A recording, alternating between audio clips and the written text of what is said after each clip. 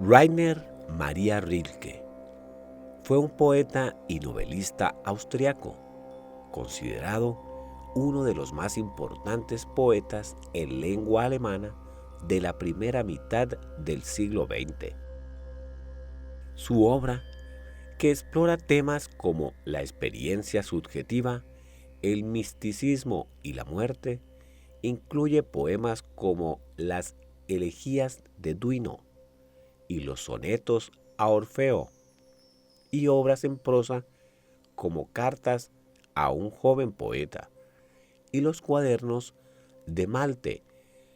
Lauritz Bridge nació en Praga el 4 de diciembre en 1875 y murió en Suiza en 1926. Rilke, Cartas a un joven poeta. Las Cartas a un joven poeta de Rilke son una reflexión sobre el arte de la poesía y la vocación de ser poeta. Fueron, para muchos, leídas en la adolescencia, el fundamento de la naciente, tímida vocación. Tal vez no sea redundante recuperar el contexto. Franz Xaver Capus, un joven de 19 años, al enterarse que Rilke había asistido 15 años atrás a su mismo colegio, le escribió en 1903 una carta. En esa carta le mandaba algunos de sus propios poemas y le pedía su opinión sobre ellos y otros consejos. Comenzó entonces un intercambio epistolar que se extendería a lo largo de 5 años. Para las páginas 133 a 138 del número impreso de Hablar de Poesía 44, Mariano Goicoechea las tradujo y compuso un centón que toma la estructura de la primera carta e intercala fragmentos de las cartas tercera, cuarta, sexta, octava, novena y décima. Para facilitar la naturalidad de la lectura, modificó algunos conectores y suprimió o agregó algunas palabras o frases. Quedó así: París, 1903-1908. Señor Capus, su carta me ha llegado recién hace unos días. Quiero agradecerle su gran confianza. Apenas puedo hacer poco más. No puedo profundizar en el estilo de sus versos, porque toda intención crítica me es totalmente ajena. Las cosas no son tan comprensibles y expresables como en general nos querrían hacer creer. La mayoría de los hechos son inexpresables, ocurren casi siempre en un espacio en el que nunca ha ingresado ninguna palabra, y más inexpresables que todo el resto son las obras de arte, secretas, existencias cuyas vidas, próximas a las nuestras que perecen, perduran. Con nada se roza, menos una obra de arte que con palabras críticas. Con ellas solo se llega siempre a malentendidos, más o menos felices. Porque las obras de arte son de una soledad infinita, y nada es menos apropiado para acercárseles que la crítica. Solo el amor puede comprenderlas y conservarlas y ser justo con ellas. Hecha esta aclaración, solo puedo decirle que sus versos no tienen aún estilo propio, aunque sí atisbos discretos de algo personal. Siento esto más claramente en el último poema, Mi alma. Allí, algo propio quiere alcanzar la palabra y el ritmo, y en el bello poema a Leopardi. Surge quizás una suerte de afinidad con ese gran solitario. No obstante, los poemas no son nada por sí mismos, nada independiente, tampoco el último ni el dedicado a Leopardi. Su gentil carta que acompaña a los poemas no deja de explicarme algunas carencias que sentí en la lectura de sus versos, sin poder nombrarlas, entre tanto, con precisión. Usted pregunta si sus versos son buenos. Me lo pregunta a mí. ¿Se lo ha preguntado antes a otros? ¿Los manda a los periódicos? ¿Los compara con otros poemas? ¿Se inquieta cuando en las redacciones rechazan sus tentativas? Ahora, ya que usted me ha permitido darle un consejo, le pido que abandone todo eso. Usted mira hacia afuera, y eso es ante todo lo que ahora no debería hacer. Nadie puede ayudarlo, nadie. Solo hay un único modo, entre usted mismo. Investigue el motivo que le ordena a escribir. Compruebe si extiende sus raíces hasta el lugar más profundo de su corazón. Confiésese si debería morir, si escribir le fuese negado. Esto, ante todo, pregúntese en la hora más silenciosa de su noche: ¿debo escribir? Escabe buscando una respuesta profunda, y si resultase afirmativa, si puede enfrentar a esta seria pregunta con un simple y contundente «si debo», entonces construya su vida conforme a esta necesidad. Su vida debe volverse hasta en sus horas más insignificantes un signo y un testimonio de este impulso. Acérquese luego a la naturaleza. Intente decir como un primer hombre lo que usted ve y vive y ama y pierde. No escriba poemas de amor.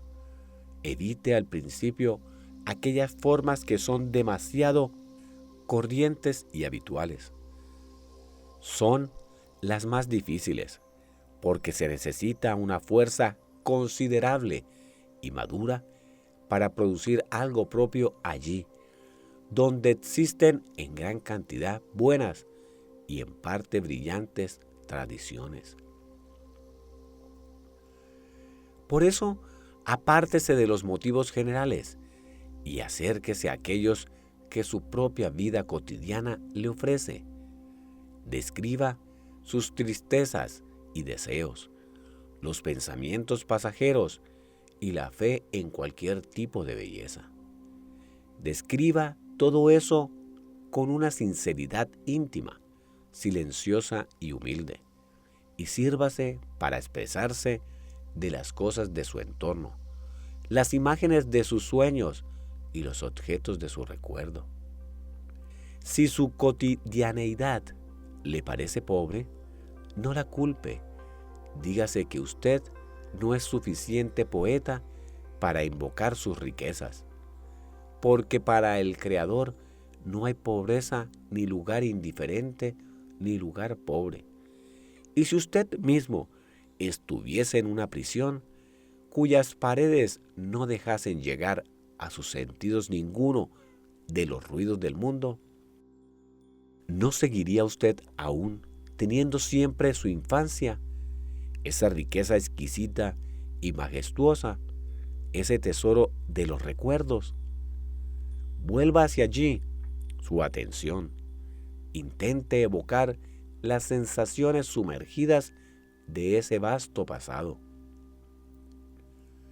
Su personalidad se afirmará, su soledad se expandirá y se volverá una morada crepuscular por la que el ruido vano de los otros pasa a lo lejos. Y si a partir de volverse hacia adentro, de sumergirse en el mundo propio, llegan versos, entonces ya no pensará en preguntarle a nadie si son o no buenos. Tampoco intentará interesar a los periódicos en sus poemas, porque usted verá en ellos algo que ama y que le pertenece de manera natural, un fragmento y una voz de su vida. Una obra de arte es buena si surgió de una necesidad. En este origen radica su juicio. No existe ningún otro. Por todo esto, estimado señor, no puedo darle otro consejo que este. Entre en usted mismo y sondee las profundidades de las que surge su vida. En esa fuente encontrará la respuesta a la pregunta de si debe usted crear. Acéptela como llegue, sin interpretarla. Quizás resulte que esté llamado a ser artista. Entonces, tome sobre usted este destino y cárguelo, su peso y su grandeza, sin preguntar por la recompensa que podría llegar desde afuera. Porque el Creador debe ser un mundo para sí y encontrar todo en sí mismo y en la naturaleza, a la que se ha unido. Si se atiene a la naturaleza, a lo simple en ella, a lo insignificante, a lo que uno apenas ve y que de un modo inadvertido puede volverse grande e inconmensurable.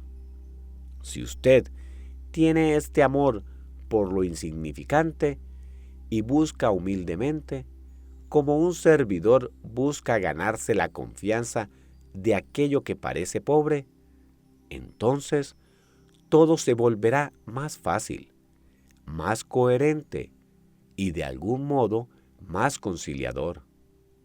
Quizás no en el entendimiento, que queda atrasado y perplejo, sino en su más íntima conciencia, en su vigilia y en su saber.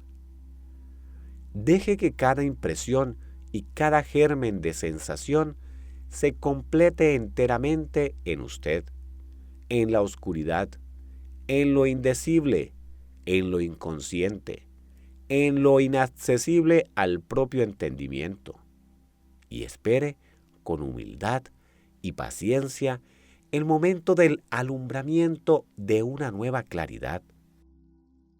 Solo esto quiere decir vivir artísticamente, tanto en el comprender como en el crear. Allí no hay un medir tiempo, no cuentan los años, y 100 años no son nada. Ser artista quiere decir no calcular ni contar. Lo aprendo cotidianamente entre dolores a los que estoy agradecido. La paciencia es todo. Procure estar cerca de las cosas que no lo abandonarán.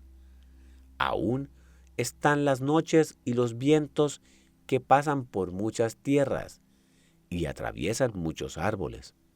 Incluso entre las cosas y los animales, todo está lleno de acontecimientos de los que usted puede participar. Y los niños son todavía tan tristes y felices. Hay mucha belleza en todas partes. Lea la menor cantidad posible de textos de crítica literaria. O bien son siempre opiniones partidarias, petrificadas y carentes de sentido en su exámine dureza, o bien son diestros juegos de palabras en los que hoy se impone esta opinión y mañana la contraria. El arte es solo una forma de vivir y uno incluso puede, viviendo de cualquier modo, aún sin saberlo, prepararse para él. En todo lo real se está más cerca y próximo a él que en las profesiones irreales y semiartísticas, que simulando una afinidad con el arte, niegan y atentan en la práctica contra su existencia, como lo hace quizás todo el periodismo, casi toda la crítica y las 3/4 partes de lo que se llama y quieren llamarse literatura. Todo lo que pueda pensar sobre su infancia es bueno. Todo lo que haga de usted más de lo que usted ha sido hasta ahora en sus mejores momentos está bien. Cada elevación es buena si está en su sangre, si no es embriaguez ni algo turbio, sino alegría que uno ve hasta el fondo. En lo profundo todo se hace ley. Debemos aceptar nuestra existencia hasta donde llegue. Todo, también lo inaudito, debe ser posible en ella. Este es el único coraje que se nos exige, ser valientes para lo más insólito, lo más maravilloso y lo más inexplicable que nos pueda suceder. Se lo subrayo porque quizás deba usted también, tras aquel descenso en usted mismo y en su soledad del que le hablaba, renunciar a ser un poeta. Basta con sentir, como he dicho, que uno podría vivir sin escribir para saber que uno no debe serlo. Pero entonces, de cualquier modo, este recogimiento que le aconsejo que realice no habrá sido en vano. A partir de este punto, su vida encontrará caminos propios. Que sean buenos, ricos y vastos, se lo deseo más de lo que puedo expresar. ¿Qué más puedo decirle?